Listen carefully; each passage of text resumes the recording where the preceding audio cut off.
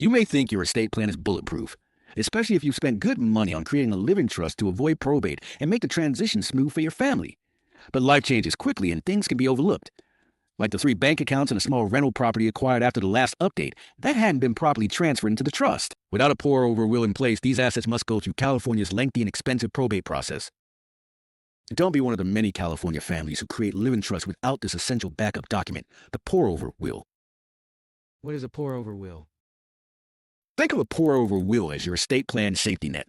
While your living trust is the main vehicle for passing assets to your heirs, a pour-over will catches any assets that might have been left out of your trust, whether accidentally or because they were acquired after the trust was created. It automatically pours these forgotten assets into your trust at death, ensuring everything follows your intended distribution plan. Why don't most families have one? The alarming lack of pour-over wills stems from several misconceptions. Many believe that once they create a living trust, they're fully protected. Some think a standard will provide the same protection. It doesn't. Others simply aren't aware this document exists.